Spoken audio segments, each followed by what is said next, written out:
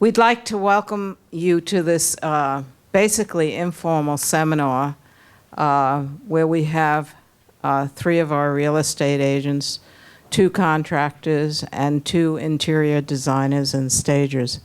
The purpose of this seminar is to help you effectively market your home. What I'd like to do, and the plan for the afternoon, is to indicate the backgrounds of the people we have on the dais, and then let them each speak for about 5 minutes on how they feel you can effectively market your home, and then throw the floor open for your questions. There's also material on the tables for you to pick up if you're interested in using anyone's services. So let me introduce you to the panel. Joyce Bello, give a wave. Joyce is a Rhode Island native. After receiving a master's degree in education, environmental science, where she worked in the education field for several years in Rhode Island. She then relocated to Madison, Connecticut, where she resided for 20 years raising a family. There, Joyce owned and operated a successful real estate business and 2 real estate schools. In 2005, Joyce moved to Florida, bringing with her over 22 years of real estate experience. She has been serving as the managing broker for Prudential Florida's Realtor, Palm City, and Port St. Lucie offices for the last 6 years.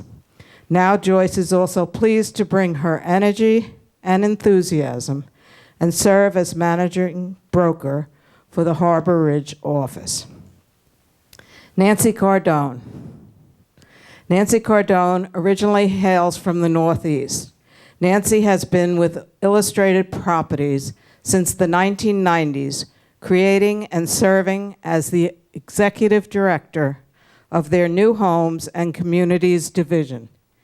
Nancy's leadership roles include serving as president of the Jupiter Tequesta Hobe Sound Association of Realtors, chairman of the board of the Jupiter Tequesta Juno Beach Chamber of Commerce, district vice president of the Florida Realtor Association, and chairman of 7 different standing and special committees of the State Realtor Association.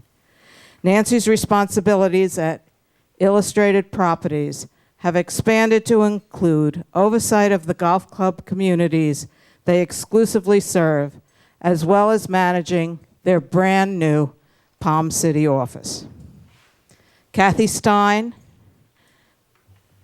Cathy is a graduate of Marymount University. She began her real estate sales career in 1992 with Gimbel Staub, now Coldwell Banker, and Better Homes and Gardens Realty, with offices in Stewart and throughout Florida. She joined her husband Tony in forming HR Properties in 1994. Cathy's computer literacy, coupled with her artistic abilities, allows her to create and publish exceptional brochures for their listed properties. Cathy designed and maintains HR Properties website, which is totally and exclusively dedicated to sales and rentals at Harbour Ridge. Pat Weber. Pat Weber is a Harbour Ridge employee. He has been in the construction industry for 38 years. He is a native Floridian and has owned his own business, Oak Hammock Construction, for the last 20 years. His primary work has been the construction of large custom homes throughout the Treasure Coast. He has also built condominiums, restaurants, medical facilities, and retail stores. As head of POA maintenance and a licensed general contractor, his goal at Harbour Ridge is to provide members with full-service construction, including window and siding replacement, generator installation, kitchen and bath remodeling, roof repairs, and home additions. Steve Rubin is a Florida state licensed general contractor, as well as a state licensed home inspector. He served in the U.S. military for 6 years and has been building homes for the last 16 years. Steve has remodeled over 35 homes and condos in Harbor Ridge in the last 3 years, including my bathrooms. In June, a segment on HGTV about successful contractors will be aired about his company, Rubin Custom Homes. Patty Downing is the owner of Patty Downing Interiors in Stewart. She has been a professional interior designer since 1979 and is the member of the American Society of Interior Designers. She is on the Council of Arts in Martin County, a board member of the Library Foundation of Martin County, and is on the executive board of the Lyric Theater. The most interesting thing I found out about Patty's resume is that she was a former head nurse at the intensive care unit of Mount Sinai Hospital in New York City. Talk about a career transition. Finally, Candy Johnson works with Patty Downing and has been a professional interior designer since 1989. She also is a member of the American Society of Interior Designers, has won the Treasure Coast Builders Silver Medallion for Best Architectural Design of a Commercial Building in 2003, and has participated in the Children's Home Society showcases since 2009, being the lead designer in 2011. So I'd like you to welcome these people who have taken time out of their busy schedules to come and speak with us. I'd like to start off by asking each member of the panel to spend 5 minutes discussing with you what they feel are the most effective things that they can do to help you market your home. And we're going to start with Joyce Bello.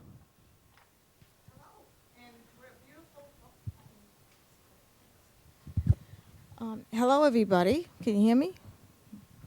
No, it doesn't. I don't have Connie's voice. But it's beautiful here to be at Harbour Ridge today. Thank you, Connie, for inviting us, inviting Prudential and me over to speak to everybody.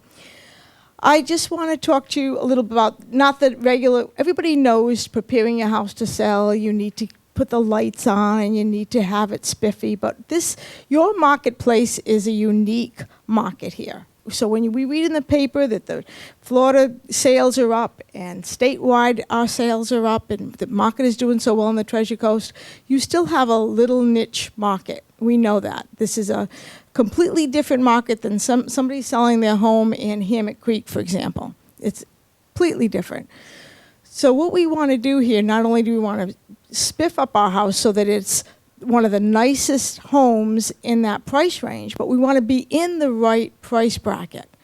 And right now there's approximately 88 homes for sale. And you say, oh my God, 88 homes for sale. But some of the homes are not in the ball game at all. So the agents are not even going to show houses that are way overpriced or is not competitive. So as much as the agents come, and it's a team, you work with as a team with the company and with the agency. The agents want to show you a property if you've got it listed for sale, but if it's not priced correctly, a buyer can pick that right up. I mean, the buyer's going to realize that, and they're going to walk through 10 houses. I want you to put your buyer's cap on, and I want you to say, if you were a buyer buying in Harbour Ridge, what would your cap? What would you look at? You're going to look at about 10 or 15 houses. Now, if you're a serious buyer, and we're getting serious buyers, the team is working with at least 3 or 4 buyers that I know that are ready to make an offer in the next month to 2 months. We should have some additional sales. And the sales are good. I mean, we did what we did last year, plus we're doing a little better this year, so it's not like this is all gloom and doom. It's very positive out there, and this is unique in a beautiful community, as I said. But it is about being competitive. And with 88 homes on the market, if you're not serious and you're saying, well, I want to try the house out at $550,000, but then you see a reduction and it finally sells at $350,000, my advice really as a broker of 22 years practically is to not put it on the market. Take it off the market until you decide that, I'm not playing with the market. This isn't a market to play with. If we look at expireds, there's a number of expireds that, well, I didn't get my $550,000. give the agent and give the company, whether it's my company or Cathy's company or whatever company that you're listing with, give them a small window and say, I realize that there's listed at $550 and they're selling for $350, but I'll take $350, listed at $399, $385. So now when somebody walks through your house, you're competitive. Because you can do all the bells and whistles and have the flowers out and have the cookies in the oven and it smells like apple pie. But if you're $65, $75, $85,000 higher than the same model that they just came out of, you're not going to lose. And they're not going to make an offer. They're going to make an offer on the better price listing. That's my best advice I can give you. If I was selling my home, I'd price my house competitively, or I wouldn't be in the market. Okay, thank you, Joyce. Cathy, we'd like to go to you. Cathy Stein. Super. 5 minutes. Last week I was doing an ad for Tee It Up Radio for Harbour Ridge, because we are running some ads on that, and I had 50 seconds. 5 minutes seems like a long time. Basically, you're right. If you're going to sell your house, it has to be priced competitively. Your agent should go over. She should have all of that information for you to present it to you. And, it's a consumer market analysis to bring you, because it is a changing market, that will tell you where the sales have been, and then pictures, et cetera, of the inside of the home so you can compare your home to see how it stacks up favorably. Then you also want to interview your agent to make sure that they are advertising effectively. Your home has to get out, and that is very, very important. And as far as you're concerned, and anyone else, we always tell people basically 3 things: to declutter and depersonalize their house.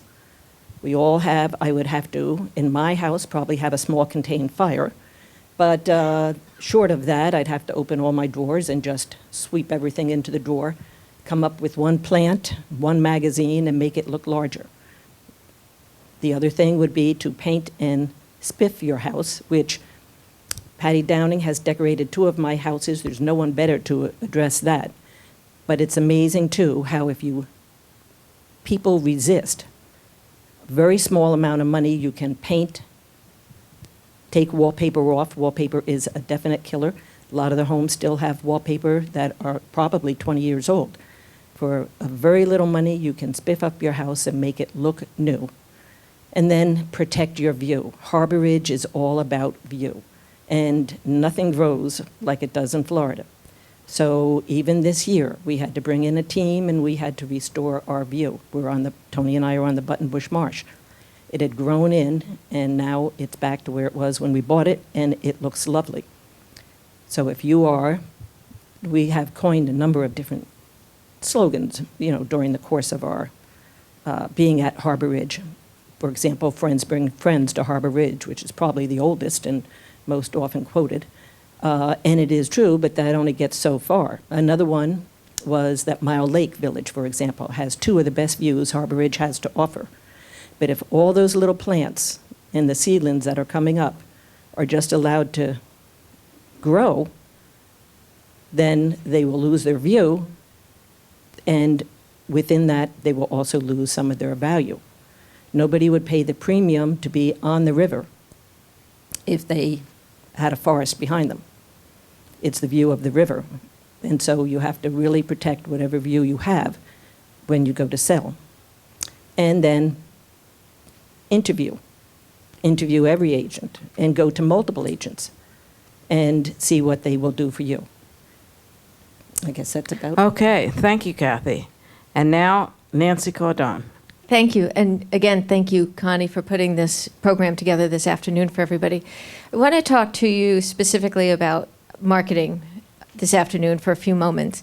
As many of you know, because you come from the corporate world, the 4 components of marketing are placement, product, price, and promotion. Placement has been done. Harbour Ridge is situated where it is, and your home is situated where it is. Price, both ladies have spoken very expertly and very eloquently about pricing your home correctly.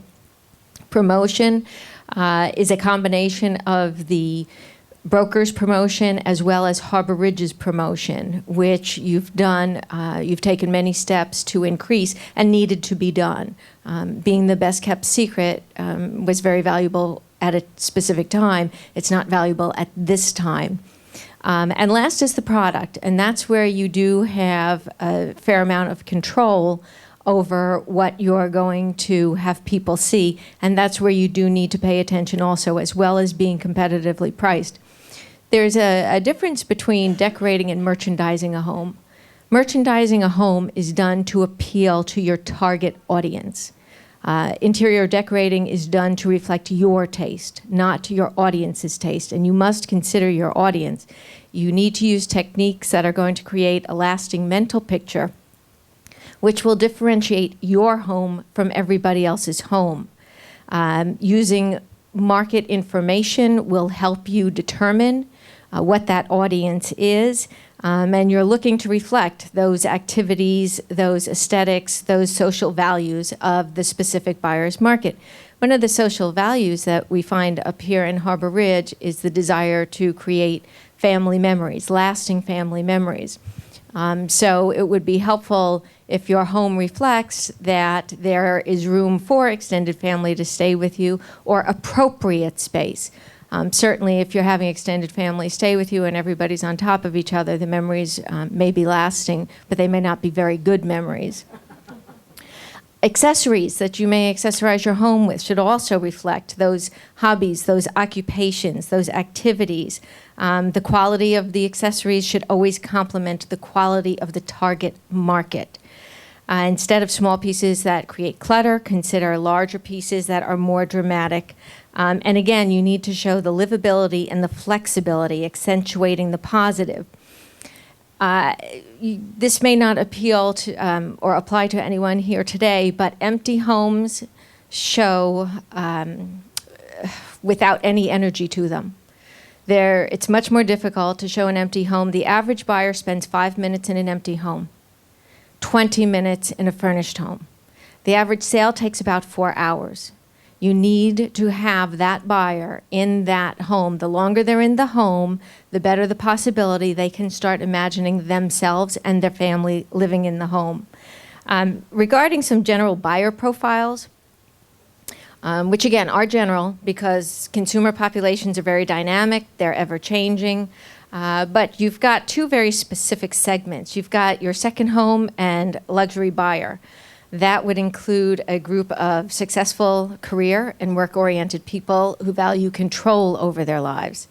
They do have the power and the money to make their dreams come true. Generally, what they look for in a home are top-of-the-line appliances, personalized styles, and up-to-date finishes.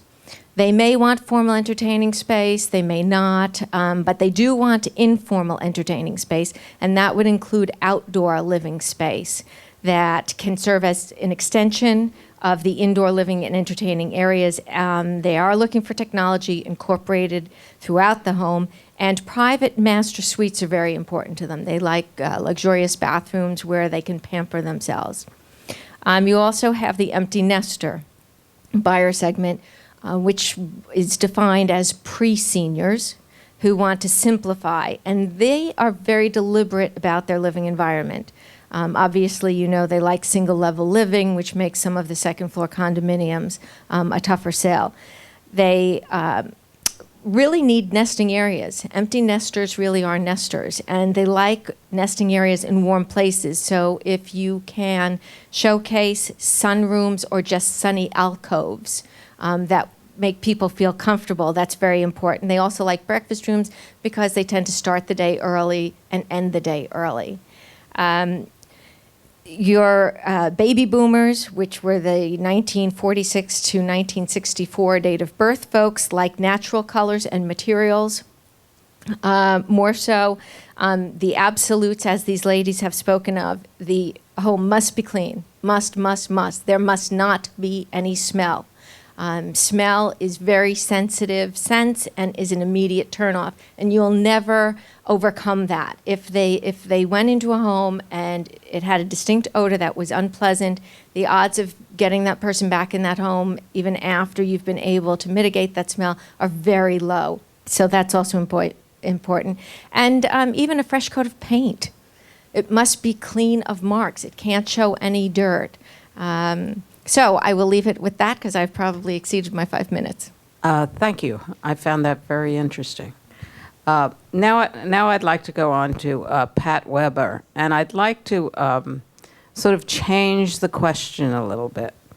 And my question would be, I've just lost some money on my home, and I know I've lost some money on my home, and I want to sell it.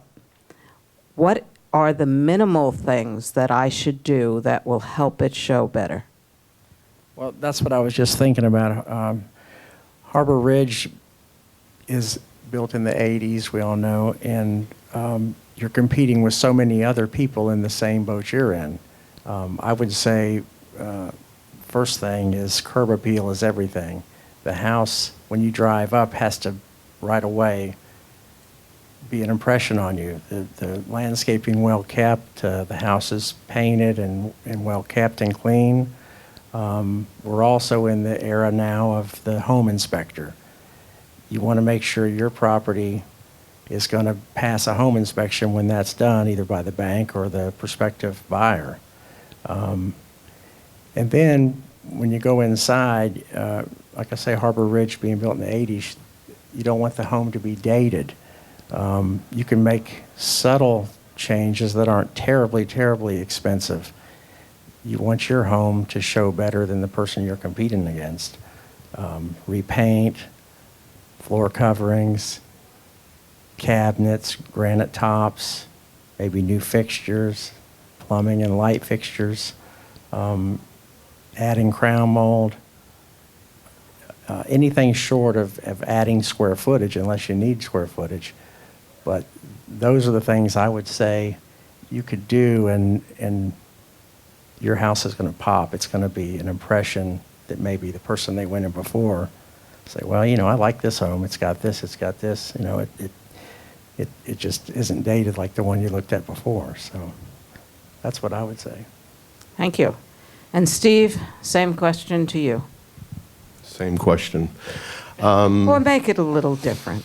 I would say the least amount of money to try to help sell your home in Harbour Ridge would be curb appeal, rotten fascia board, anything that looks rotted. It's very easy to fix that. Gutters that are hanging down, not pitched properly, gutters that are leaking. You can see the rust marks. That's very inexpensive to fix.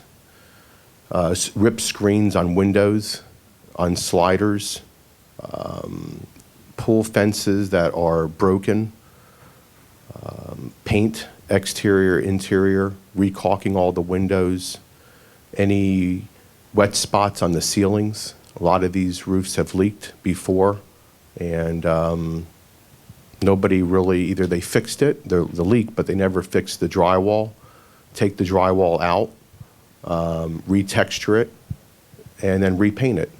Don't just, try to paint over a stain spot. It's just going to come through over time again. Kitchens, I'm a firm believer you'll get your money back, or you'll at least try to get your house sold. I don't know how much. If you put $20,000 into a kitchen, hopefully you'll get about 50%, 60% back, they say. But maybe the person that they're looking at did not remodel their kitchen, and that'll help you sell your home. Open the walls, more of an open feeling instead of the kitchen being very enclosed. Let me ask you a question. So often you hear people who say, well, I'm going to sell my house as a fixer-up, which means to me, basically, I'm not going to do anything.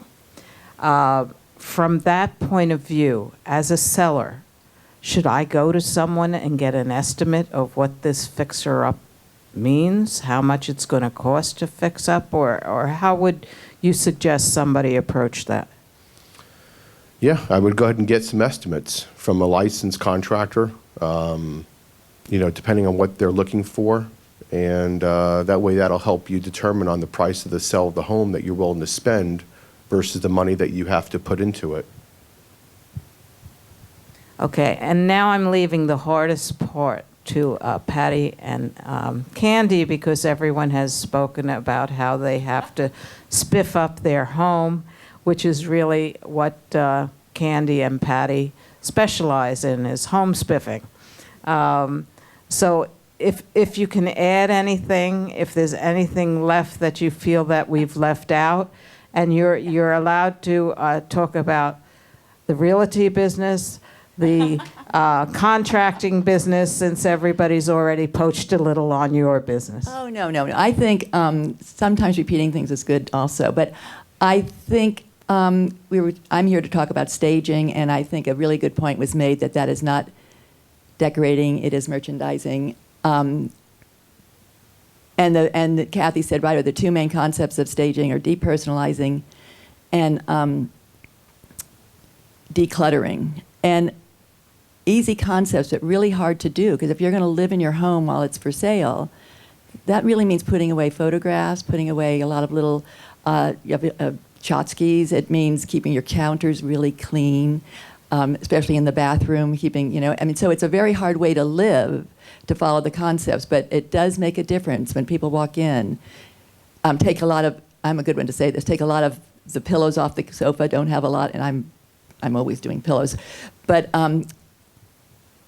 clean, again, painting is going to be your best friend.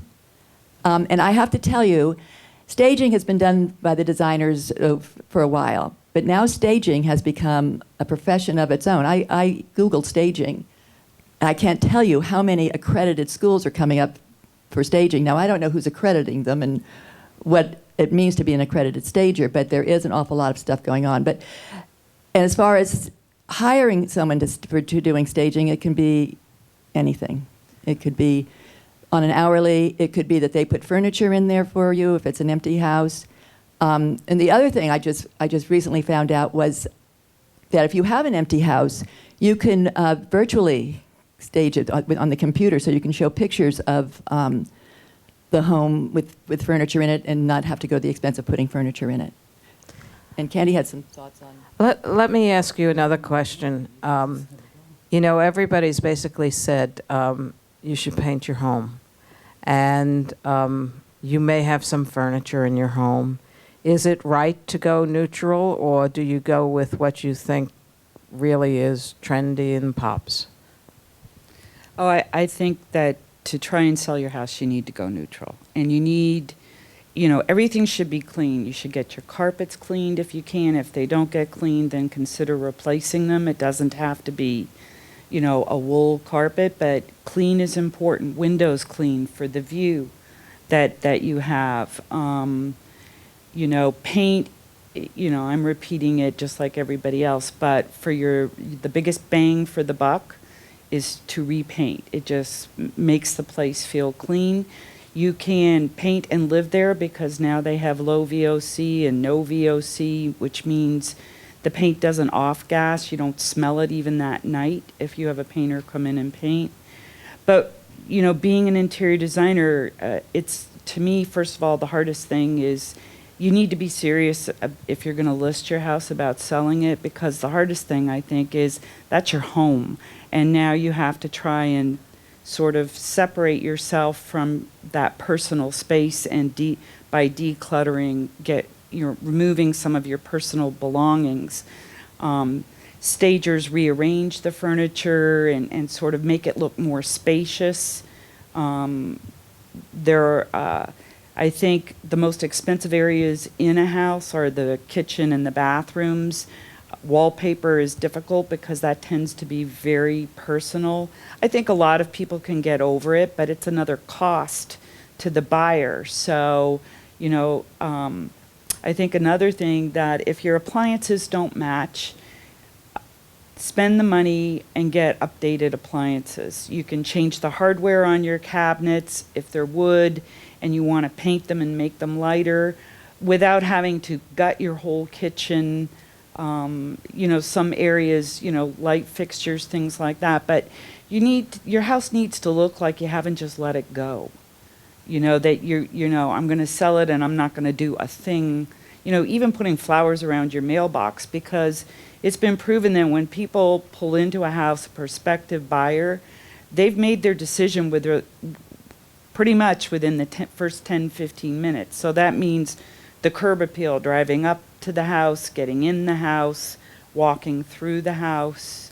So it's just a matter of a house looking like it's been well kept. I think really gets their attention much more than when they're seeing dirt and stains and maintenance issues. It's a subconscious thing. They're going, well, what else haven't they done? That sort of concept. Thank you. Okay, now we're ready for questions. If anyone has a question. Yes. Yes, young man. This happens to be my husband. I'm not sure how you want to address questions specifically to people or just the panel in general, but the first question occurs to me: if you're going to spend money to stage, part of it would be how much is a stager going to cost, and secondly, if you're going to spend money to clean up your house and do some of the things you're suggesting maybe you do, is there a guideline or a rule of thumb in terms of maybe the percentage of the value of the house that you should be willing to spend on fixing it up before it becomes money thrown away? Why don't we go to Candy first on the staging part, and then we'll go down to the realtor types on what percentage of your home you should spend. I don't really think it's down to a percentage of your house. I know that a few times I've been called in by a realtor, and it's the realtor and myself basically coming to agreement as to what areas of a home need to be fixed up. I think the stager, it's up to each individual stager and how much. They may give you a flat fee to do it based on it's going to take me, the stager a few days to do it, or they may just say this is a couple of hours of my time, and my time is X dollar an hour. Usually, the realtor and the designer or stager are pretty much, if they've been doing their job for a while, they're pretty much in agreement. And then too, the homeowner, it's like, okay, well, this is more expensive than that. You can get prices to do these things before you do them and make an informed decision. But in general, things like, for example, what I brought up earlier, the appliances, things like that, you pretty much get 80-90% of what you invested with appliances. There are some other things that if you do, you may not, but you have to you rely on the people that are helping you as a team. They're your team trying to help you, so it's not just, is there a percentage of the house, and then some homes need very little done as opposed to others. Why don't we go down towards the end and ask the folks down here if they have a feeling about how much you should put into your home, what percent of the listing price you should put into your home fixing it up. I'd like to comment on that. This is a lot louder. It's, again, you get a reliable agent that you're working with that you trust, that knows you've interviewed and you feel confident in the person that's chosen. And that agent, when they do a market analysis on the property, they're going to give you other properties that are comparable. Meaning, if you're in a 2,000, 2,100 square foot model, you want to know exactly what you're competing with, and you don't want to over-improve that model.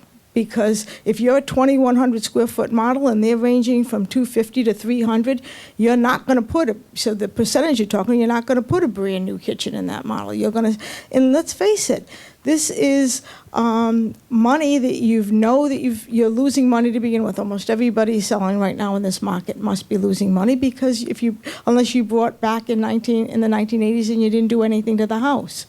So we don't want to put more money into a property unless it's what the girl suggested. It makes sense. And your agent will tell you it doesn't make sense. The appliances, nice kitchen up, with new appliances will make sense. That's relatively, what, $2,000 or $3,000. However, if you're going to do a Sub-Zero refrigerator and you're going to pull out the cabinets and put countertops, granite countertops in, you got to be conservative in this market. The market is we're still in a declining market. Prices have come down from last year. Do we know that they've stabilized right now? No, we don't know.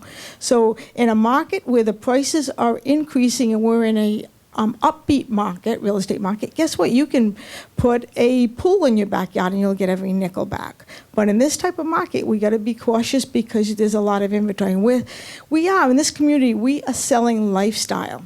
The house is great and we want an up.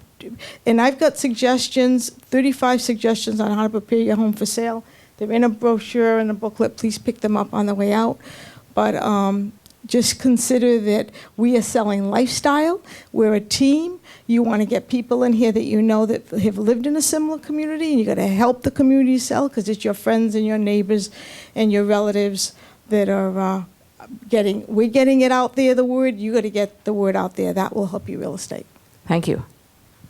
Something else that you need to consider if you're going to invest, especially in appliances, is to make sure that you are going to energy efficient appliances. And that's becoming a lot more important.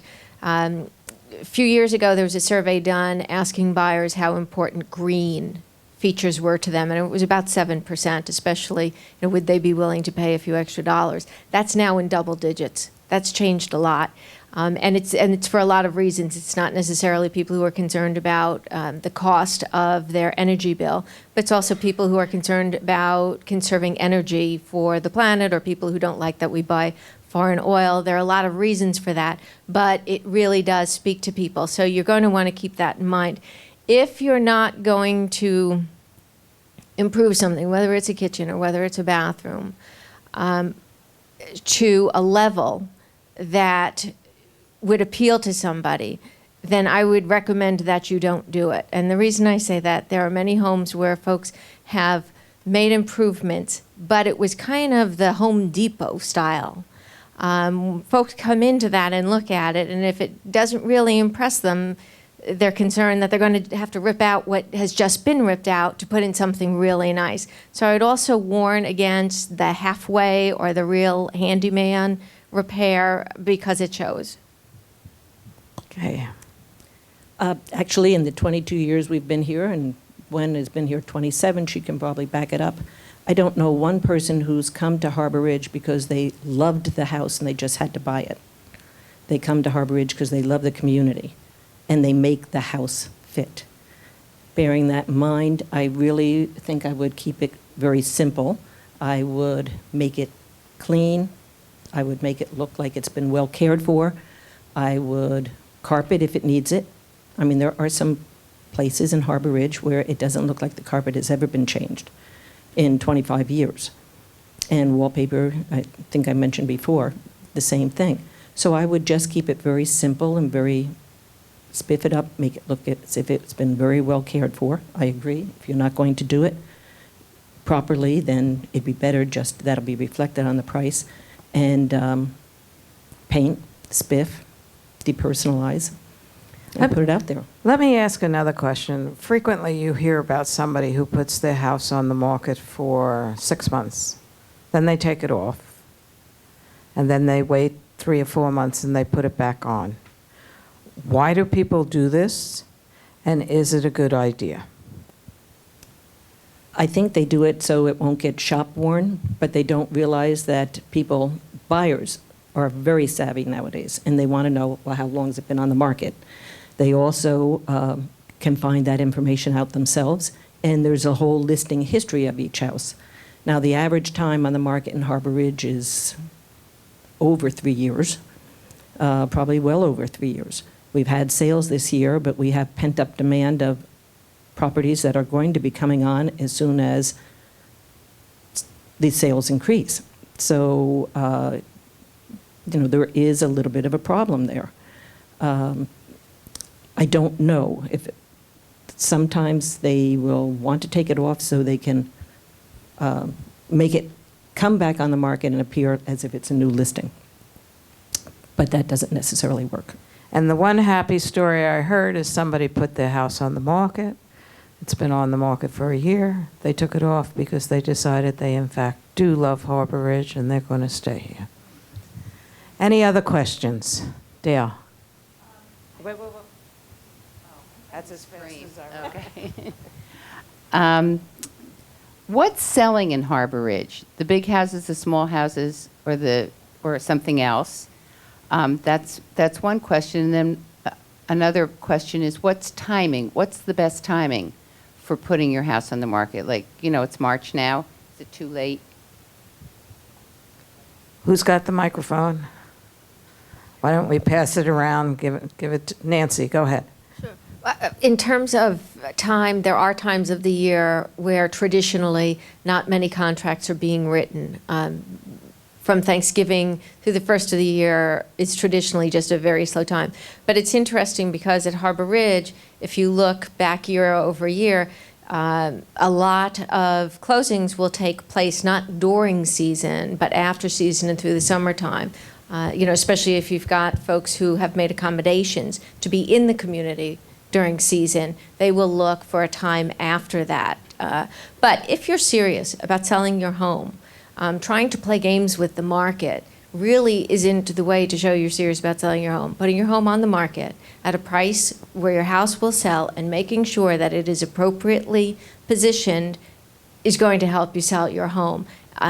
Cathy was very correct. Buyers can pick up all kinds of information. So playing games with it doesn't really do much. And buyers try to kind of pre-guess what a seller may do or what their motivations are, and they use that information to try to pre-guess that. So you really just want to be as straightforward as possible.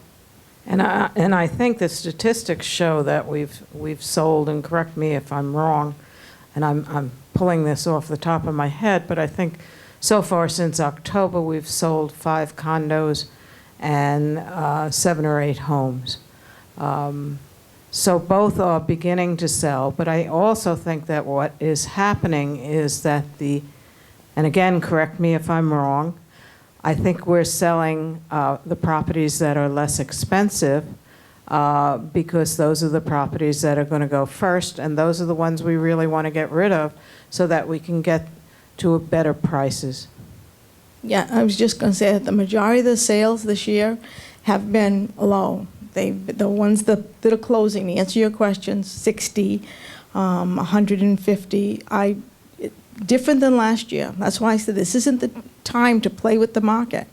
You're either serious and you put it on and you price it right, or you don't put it on right now. But last year we had maybe 4 or 5, there were about 4 or 5 350s to 400s, a few 550s. We have not seen that this year so far, but don't forget, we're not through. That saying, it's not over yet. So we're only in the mid of March, and some of our buyers out there are looking in the 550 price range. So we're hoping that we're going to get pushed up a little bit with some higher end properties.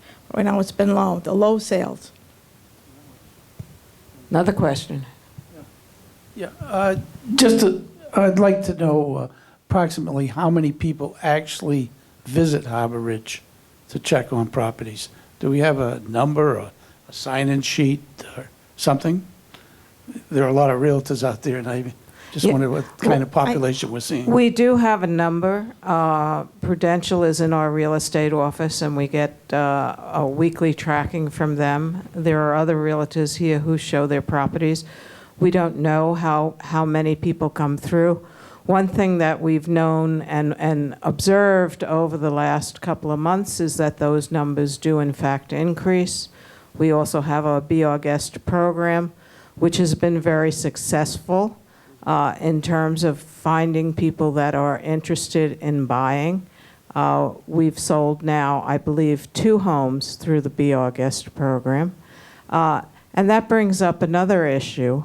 And that is rentals. And in the material on your chair, there's some information about rental guidelines. There's certain minimum things that we need if you're going to rent your home that should be in your home.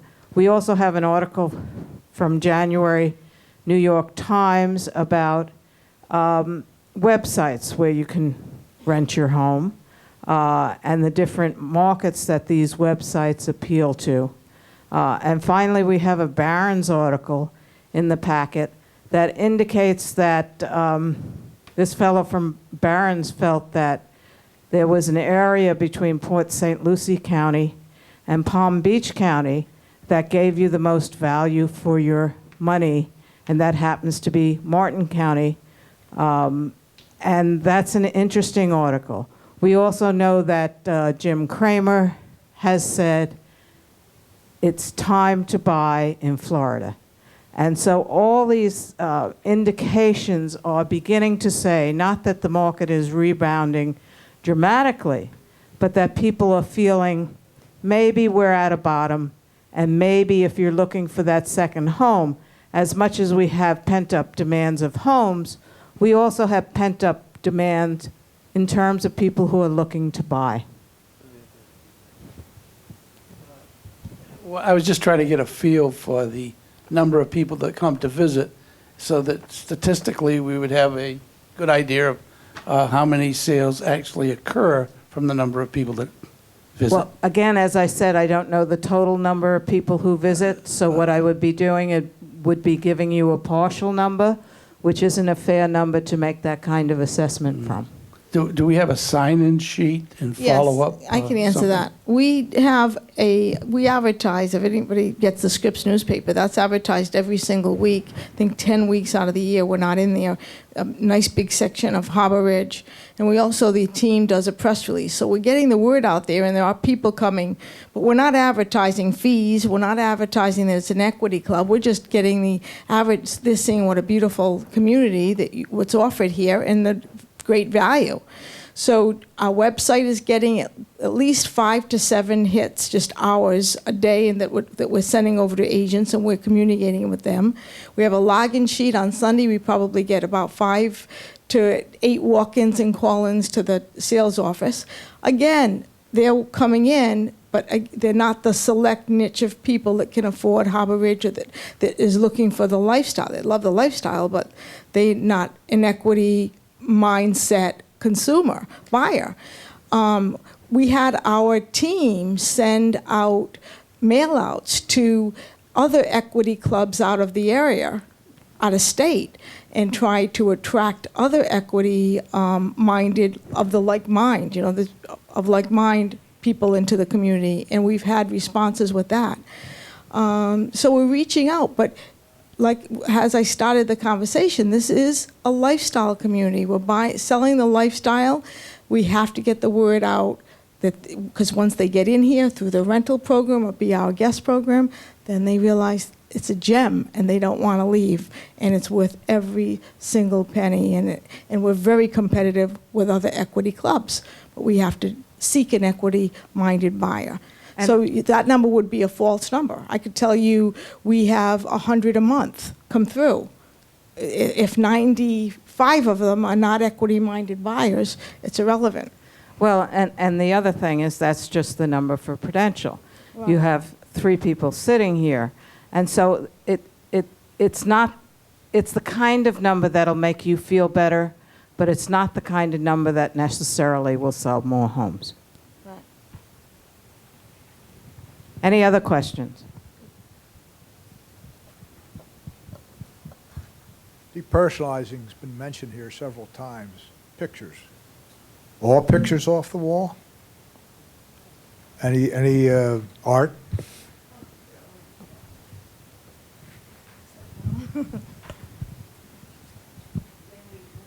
Depersonalizing, we're talking about family pictures. Your art stays on the wall. I mean, unless you have a wall of so many beautiful pieces of art that it gets cluttered. Cluttered is the key word. Has to be clean and has to be simple, and space, the way it fits the space is always very important. But it's very hard to say to depersonalize your home. But it does, it's one of the things that will help sell it. One of the reasons that we keep, all of us at this table, keep saying depersonalize, because one of the keys that motivates the buyer to buy a house is when they can actually envision themselves in the home. it's very hard for them to envision it when the family portrait is over the fireplace and all the grandchildren are all, because they're looking at those photos because everybody's always curious about other people's photos, but it's an emotional thing. It's this tangible, I see us living here, honey. We can do this, we can do that. And if your personal items are everywhere, it just makes that a little more difficult. Maureen?